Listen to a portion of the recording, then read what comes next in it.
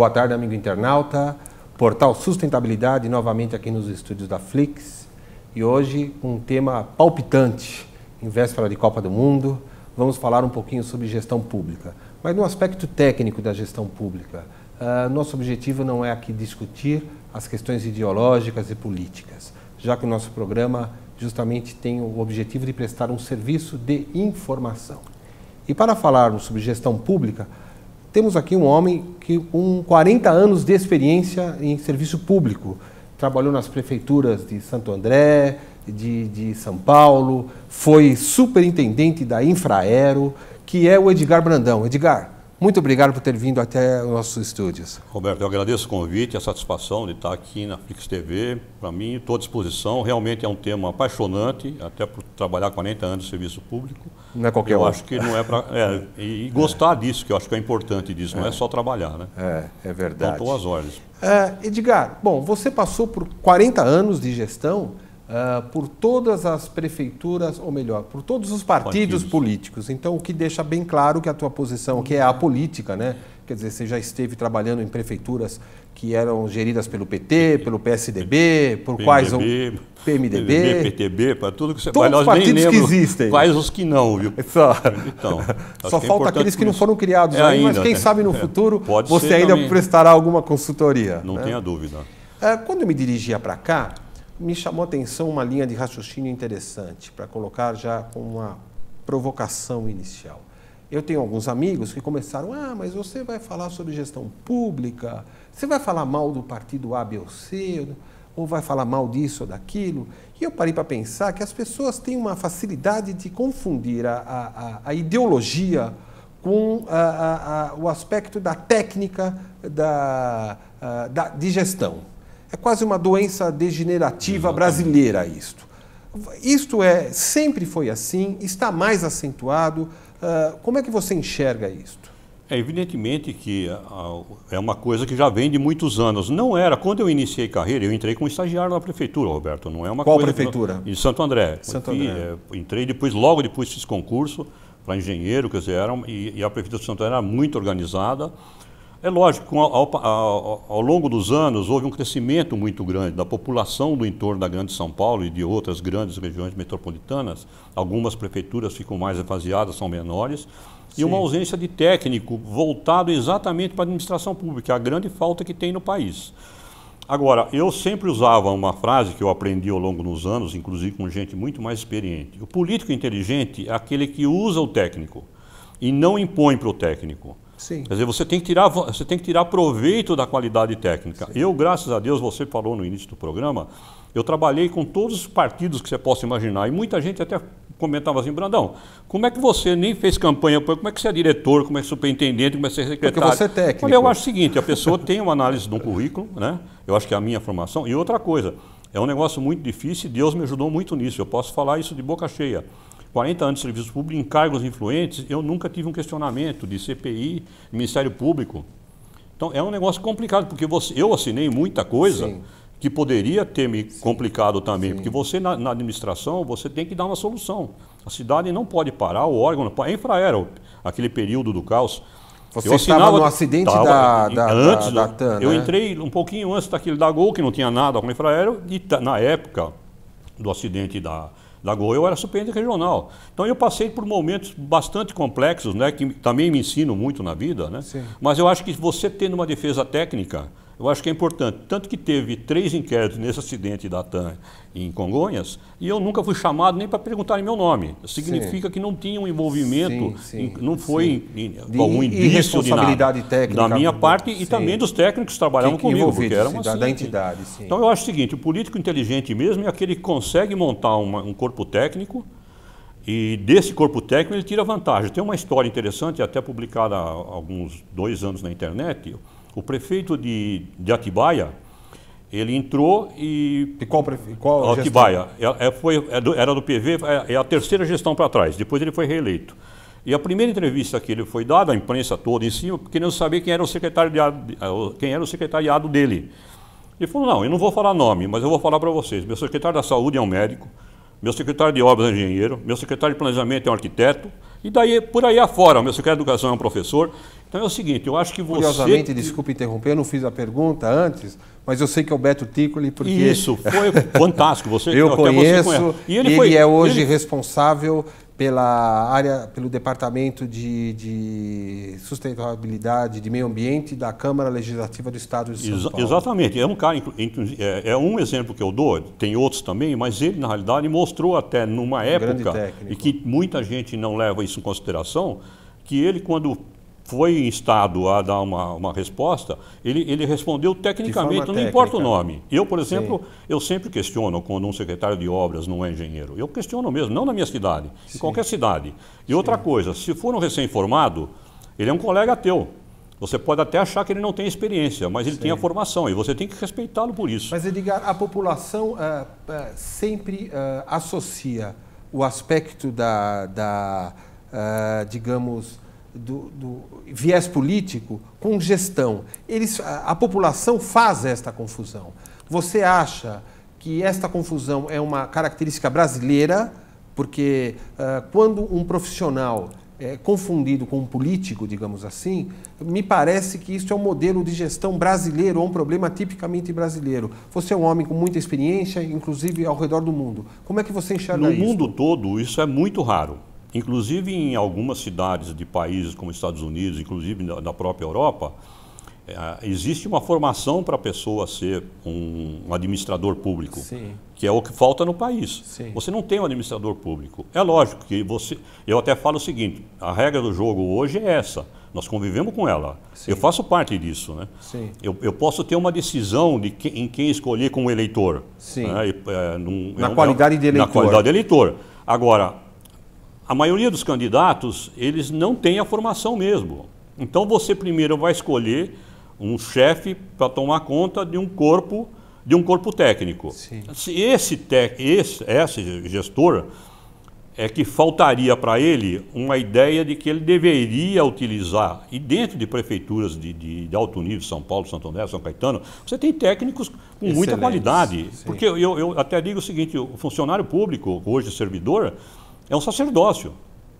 O salário é baixo, é complicado. Eu fiz carreira nisso, né? E eu lutei muito. Eu fui presidente da Associação de Engenheiros, presidente da Associação de Servidores. Eu lutei pela categoria. E eu me orgulho de ser funcionário público, servidor público. Que bonito. E isso também não é um engenheiro. A pessoa que está recolhendo lixo na tua casa. Você tem que pensar nisso.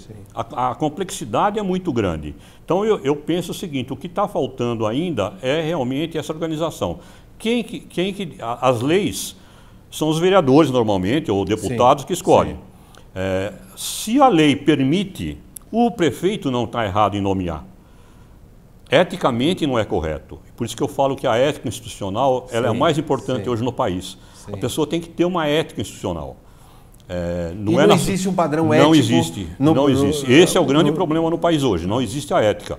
E o administrador, ele no fim acaba indo para o viés político. Eu falei para você, muitos anos eu fui, durante várias vezes, convidado para os partidos que eu não tinha nem ideia de que eu seria. Pessoas que até nem me conheciam. Então, eu gostaria que isso fosse uma coisa que gradativamente acabasse acontecendo. Um grande problema no país, não é questão política partidária, é de organização, é a reeleição. A reeleição ela acaba com tudo, porque a primeira gestão, o administrador passa pensando na segunda. Então eu acho que o mandato também é curto, ele deveria ser maior, eu acho que no mínimo 5 anos. Para consertar a primeira. E depois na segunda ele vai sair, mas quer que venha alguém do completo. Não está errado, porque o sistema é esse. Mas eu acho que isso aí é pernicioso, né? E não é a crítica de quem fez, quem está, outra coisa. Tecnicamente falando. Hoje ainda é assim. Então nós não podemos criticar a presidente que ela é candidata. É um direito dela, né? Mas eu acho uma coisa errada isso, porque isso tira muito o viés da administração. E o período é muito curto, 4 anos. Eu acho que o período de 5 anos seria o ideal e não ter reeleição. E você ter uma sequência muito grande. E isso não é aqui em São Paulo, na região metropolitana daqui. Você está falando no Brasil, no Brasil inteiro. Você é pós-graduado em administração pública, né?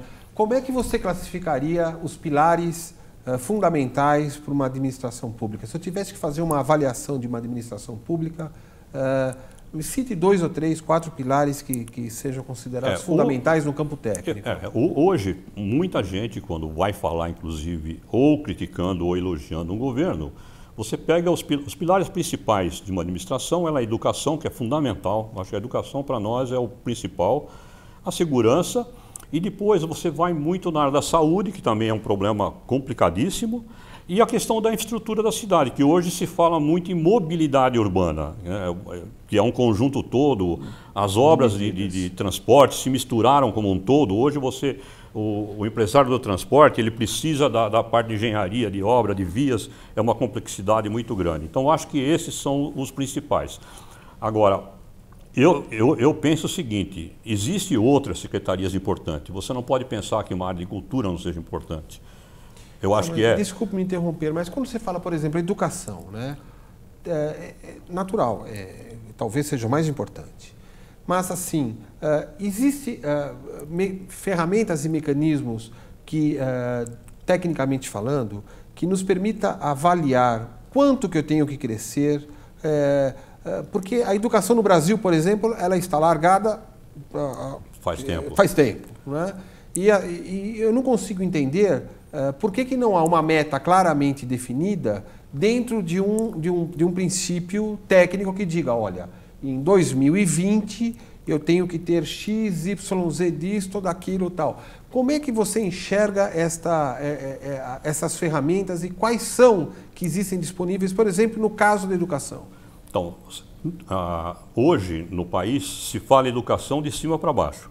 Estão se pensando nas universidades. Sim. Eu acabando de vindo para cá, acabei de escutar, acabou de sair inclusive a parte técnica mesmo, sim, né? Sim. As escolas, houve uma diminuição de graduação da USP em algumas sim. categorias. Sim, né? ela perdeu posições no mundo. Mas todo mundo se fala disso, né? Só que eu acho que essa educação, ela está lá em cima, ela está sendo tratada por um grupo de professores, de técnicos, e ela deve ficar lá e deve ser melhorada. Só que o nosso problema não é lá em cima, o nosso problema é lá embaixo, é no município, na pré-escola. Nós precisamos melhorar a pré-escola e depois vir na sequência dos ensinos básicos, fundamental, aquela coisa toda. Se você não começa embaixo, a meta nossa, eu assisti até numa conferência distrital do Rotary, uma palestra do Osiris Silva. Eu dei muitas palestras na Infraero com ele do meu lado, falando sobre Embraer, aviões e tal, e eu nunca tinha visto um viés. A época da Embraer, foi fantástico. Ele é um cara fantástico, é uma pessoa que eu admiro demais. Só que é o seguinte, a palestra dele no Rotary até começou de um jeito que eu falei, puxa, será que é Osiris mesmo? Ele falando sobre a educação, inclusive na China, que ele participou até de um grupo de trabalho, que alguns anos atrás, ele foi solicitado pelo governo da China, mais de 10 anos atrás, um grupo de técnicos foi escolhido no mundo todo, ele fez parte, para dizer para quem a regra do jogo, gestores, o que tem que ser feito para a China se desenvolver. E realmente ele falou sobre a educação, um negócio que até é arrepiante, é muito legal. Então é o seguinte, não pensa em melhorar a universidade, ela deve ser melhorada ao natural. Porque não adianta se você tivesse uma escola de excelência, quem são os alunos que estão chegando nessa escola de excelência? Esse é o grande problema, que nós precisamos mesmo realmente é melhorar embaixo. Você começar, para quem estudou, né, na nossa época, um pouco Minha antes também, eu, fiz né, ginásio. Mas não é isso, eu fiz ginásio, mas tinha latim, francês, sim, história geral, história do Brasil, geografia geral. Você tinha uma série de cadeiras que hoje nem se falam mais isso. Eram desnecessárias ou eram necessárias? Elas eram necessárias porque você ia buscar informação do mundo todo, você se desenvolvia com um conhecimento geral muito legal. Não, você tem toda a razão nisso, inclusive na semana passada nós entrevistamos um austríaco aqui, né, que é o Edgar, falando sobre inovação. E eu comentei com ele que no ginásio o meu professor de francês me solicitou que cada aluno fizesse um estudo de um país. E solicitou que eu estudasse a Áustria. Eu fiquei apaixonado pela Áustria, sem nunca ter ido, e não tinha nem internet. Eu tive que ir no consulado da Áustria, levantar informações. Então, eu acho que cria justamente esta interação com o conhecimento como um todo, né? Quando o estudo é divulgado dessa forma. Mas o que chama atenção no caso brasileiro, pelo menos a mim, me parece, é assim... nós não vemos nenhuma política claramente definida, se houver, você me diga, para que as escolas tenham, por exemplo, a meritocracia divulgada, os melhores professores devem ser melhores remunerados, em detrimento daqueles que não conseguem índice de aprovação adequado. E quando se pensa em fazer isto, o sindicato entra malhando de todas as formas, né? Como é que você enxerga o aspecto da meritocracia na educação e essa necessidade, suponho eu, de inserir isto nesse contexto? Bom, se você pensar que no país 25% de tudo que é arrecadado no sistema de administração pública é voltado para a educação, se você conseguir transportar esse número numa lousa, aqui no estúdio não vai dar para dar a volta. Vai faltar parede aqui. Você põe um e começa com 0. Então o número Sim. é uma coisa fantástica. Sim. Então não é questão de recurso. Sim. Agora, tudo bem, é destinado 25% para a educação, e não são de todas as receitas, eu fui secretário de Finanças, sei separar o que é o que não é, mas é uma grande parte. Só que é o seguinte, você vai construir a escola e esse custo entra na educação. Então eu acho que falta... A parte da engenharia civil já está... Eu acho que falta uma revisão para você começar a voltar. É o que eu falei para você, se nós, isso na minha ideia, e tenho alguns colegas, inclusive próximos da minha idade, que concordam com isso. Se você não melhorar embaixo, você não vai melhorar em cima. Ninguém consegue melhorar em cima se não vier de baixo. Não existe isso. Existe uma matriz macroeconômica, inclusive, que comprova isso matematicamente. Não tem como. Não tem como. Então, quem é que vai destinar a melhor formação lá embaixo? São os professores. Os professores da pré-escola nosso, qual é a formação que eles têm? Eles também é que precisam ser melhorados em nível de conhecimento. Então, eu acho o seguinte, tudo isso é um conjunto, mas pensa bem como é fácil isso, porque está dentro do município. Você não precisa, não tem nada com o Ministério da Educação, não precisa de grandes ações, é mais pontual, executivo. O município que tem que começar. Os municípios começando, isso vai ao natural ter um crescimento de qualidade melhor. Você tem toda a razão, porque estou trazendo aqui uma reportagem, milagre na gestão aqui, ó. Saiu na Exame desta semana, ou desta quinzena, né? E aqui diz que a Prefeitura de Niterói conseguiu levar água encanada a 180 mil pessoas que não tinham acesso ao serviço. O mais interessante da reportagem é que a cidade ampliou o serviço de abastecimento, reduzindo pela metade o desperdício. Quer dizer, é então uma questão de utilizar melhor o recurso, né? Quer dizer, eles não estão captando mais água. É a mesma água que tinha, só que melhor distribuída e com maior eficiência. Então falta eficiência em todos os níveis de gestão, na sua opinião? Com certeza. Inclusive, na da água, você tocou num assunto preocupante, né? Não era para ter chegado nesse estado. Não estou nem criticando o governo, nada. Não, sim. Mas eu estou criticando o colega e eu me sinto no meio também, profissional, como engenheiro até. Nós não podíamos ter chegado nessa situação. Agora, a perda em redes já é uma coisa amplamente divulgada, é mais de 38% no Brasil, né? Isso, na realidade, não existe. Se você pensar em 10, é muito. Né? Agora, isso vem, Roberto, de um ano para o outro, e passa em mais um ano, e 2, e 5, e 10, e vai. Na época que teve um problema na Infraero, nem foi por conta do acidente, foi uma entrevista que eu acabei dando numa questão de pássaros, de um incidente da Gol. Eu fui chamado eu me lembro no Senado, eu fui a primeira pessoa chamada nessa comissão de inquérito do Senado. E uma das coisas, o assunto que eu fui até foi muito simples, resolvido rapidamente, mas depois evidentemente que a coisa se estende.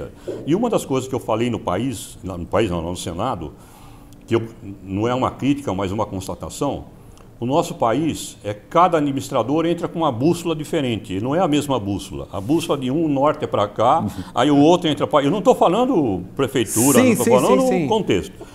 Então você não tem um norte. O norte nosso, ele tem vários nortes. O que falta no país? Eu, por exemplo, gostaria de entrar numa administração, chegar numa mesa, abrir uma pasta e falar, olha, você vai ter que fazer isso aqui, porque eu vinha fazendo e você vai continuar. Ou seja, você tem um planejamento.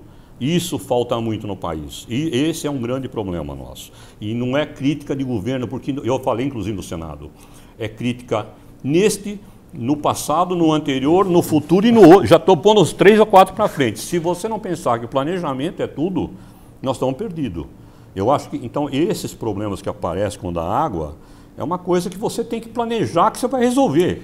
Só porque o amigo, me desculpe interrompê-lo, mas só porque o amigo internauta tem a informação precisa, o Japão tem um desperdício de 8%, que é o menor do mundo. O Brasil tem 38% na média. Agora, algumas cidades do Nordeste, e aí é a coisa mais estranha, que é o lugar que mais falta. Né? Macapá tem, em Macapá tem, não é Nordeste, mas tem 77% de desperdício de água. Jaboatão dos Guararapes, em Pernambuco, 76%. Caucaia, no Ceará, 74%. Paulista e Olinda, em Pernambuco, 73% e 68%, respectivamente. Ou seja, a cidade de Olinda tem o dobro da média brasileira de desperdício de água. Nós estávamos falando que 30 era muito, né? Então, assim, você chega nesse como nível. é Mas isso é possível explicável. Isso? Nas cidades mais distantes e menores, não é o caso de Olinda, nem seria o caso, há muita ligação clandestina. E não é que você... A ligação clandestina, ela poderia não ser contada como perda. Mas a forma como ela é feita é que ela dá perda. Porque você pode em qualquer periferia.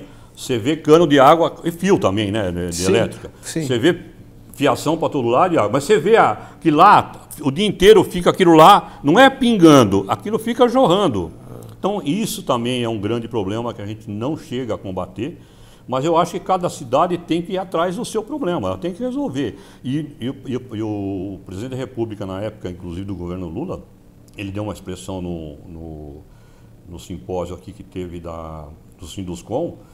O grande problema do nosso país não é recurso, é não usar. Tem muito dinheiro no governo federal que fica lá e as prefeituras não conseguem nem ir buscar. Isso passa um ano, entra outro, porque falta exatamente o administrador que tenha projeto, que tenha um planejamento para ir atrás de recursos. Eu acho que isso no país é importantíssimo também. Tá certo. Inclusive o PAC, se não me engano, os recursos disponíveis não chegam não foram utilizados 60% ainda. Na minha época dos recursos. Na minha época da Infraero nós não conseguimos usar. Eu queria entender um pouquinho nesse aspecto de caixa. Quer dizer, quando nós naturalmente está no budget, está no orçamento do governo. Quando esse dinheiro não está sendo utilizado, aonde ele se encontra? Ele se encontra depositado em uma conta de garantia? Como é que funciona isso? Então, o dinheiro, quando ele não é... Porque ele é todo vinculado. Normalmente, os orçamentos, eles têm um gasto maior do que a receita, quase todos. Né? Então, tem isso também. Sim. Quando ele não é usado num item, ele acaba sendo remanejado pelo outro item. Né? Vamos dizer, o fundo de caixa lá de lucro, a sobra, sim, ele entra no exercício seguinte, mas ele vai para uma conta para outros gastos, sim, com mais liberdade para o administrador. Sim. Então, outra coisa também que é um erro. Sim, todos os orçamentos... Acaba incentivando não utilizar, porque assim fica mais fácil eu remanejar no ano seguinte. Então, tem, inclusive, a legislação. Tem câmaras que permitem que o prefeito, com 50% do valor Porque é estabelecido um limite para que cada órgão possa fazer um remanejamento por decreto. Os prefeitos têm uma obrigação. Alguns prefeitos podem, 10% do valor daquele orçamento, ele pode remanejar por decreto. Então, ele determina. Passou de 10, ele é obrigado a mandar para a Câmara. Então, os vereadores é que vão examinar se aquilo que está sendo pedido para ser deslocado de uma conta da saúde para outra de pavimentação, se deve ou não ser feita. Só que é o seguinte, a grande quantidade das câmaras dão uma autonomia para o prefeito de 30%, 40%, 50%. Aí, na verdade, quem administra é o próprio... Quer dizer, o lobo tomando conta da ovelha mesmo, não tem como, né? Está lá, é muito fácil. Isso é errado, não deveria. Sim, antes que a gente termine nosso bate-papo, e certamente teremos oportunidades depois de desenvolver alguns assuntos específicos no futuro, e talvez eu gostaria até que durante este ano, que é fundamental, a gente voltasse com temáticas específicas para que a gente tecnicamente pudesse trazer essa contribuição para o internauta. Mas, assim, se você tivesse o poder de baixar um decreto-lei que todo mundo teria que cumprir, para que a gestão no Brasil tivesse um incremento, uma melhoria, o que você faria? Bom, acho que a principal delas seria a criação de escola de administração pública mesmo. Acho que o servidor público, quando ele vai fazer um concurso, ele não pode entrar num órgão simplesmente sem a formação específica para aquilo que ele vai. O engenheiro, ele pode ser um engenheiro bom calculista, mas quando ele entra na administração pública, ele não vai ser bom. E é raro, hein? Sim. E é raro. Eu tenho muitos colegas que têm essa dificuldade. Muitos até têm medo de mudar de lugar. Aquela história de pôr o paletó na mesa, aquelas coisas, o cara não sai. Eu acho que isso precisa mudar. Eu acho que nós precisamos começar a ter administrador público formado para isso. Isso é uma coisa que em alguns países tem e funciona muito bem. O administrador público ele tem que ter uma formação. Isso é fundamental. Se eu tivesse, evidentemente, poder, não é o caso, mas eu acho que isso seria o principal. O segundo, na realidade, seria uma reforma política ampla, mais voltada para a administração pública. A liberalidade é muito grande. Eu acho que a reeleição, e ela acaba gerando um pouco de corrupção, o nepotismo é uma coisa que é fatal, acho que acabar com isso mesmo. São os dois problemas nossos do país, né? E não estou falando desse governo e quem está, a prefeitura. Estou falando de uma forma geral, porque é uma coisa que vem de anos. Hoje, como você tem uma informação mais rápida pela internet, você parece que está acontecendo só agora, mas não é. Agora está sendo divulgado. Sim. Né? Eu, por exemplo, eu costumo levantar às 4h30, 5 horas da manhã e vou para o Twitter. E o Twitter vem do mundo inteiro. Né? Então algumas línguas com dificuldade, vão no tradutor, mas consigo ver. E você recebe muita informação e muita coisa, de coisa errada, de que a gente antes nunca teria esse tipo de informação. Então, acho que o grande problema no país hoje é a corrupção mesmo, não tenha dúvida. Isso nós precisamos dar um jeito de acabar mesmo, né? Tem que extirpar. E o despreparo do administrador público, eu acho que é isso. Eu, por exemplo, muita gente fala, bom, eu fiz engenharia, aí fui fazer administração de empresa, fui fazer uma pós-graduação, fiz física e matemática. Então, comecei a fazer direito, quer dizer, eu acho que se você não se adequar, você nunca vai prestar um bom serviço para a população. Já que você é servidor público, você teria que ter uma formação específica para isso. Está perfeito. Edgar, agradeço muito a sua presença aqui no estúdio, tenho certeza que foi elucidativo para o nosso público. Eu gostaria de destacar que o Edgar, novamente, tem 40 anos de experiência no serviço público e é um especialista em gestão do serviço público, da administração pública. Se você tiver algum questionamento para que seja feito, mande-nos um e-mail, escreva aqui para a Flix. Eu tenho certeza que o Edgar também retornará uma outra vez para que a gente possa estender um pouquinho mais. Antes de você ir embora, eu gostaria, embora é legal, né, falar, né, mas antes de a gente se despedir, eu gostaria de passar às suas mãos o nosso livro aqui que celebra os 100 mil acessos no ano passado obtidos pelo portal Sustentabilidade. Né? Legal, eu pediria até que o meu amigo Fábio colocasse no ar.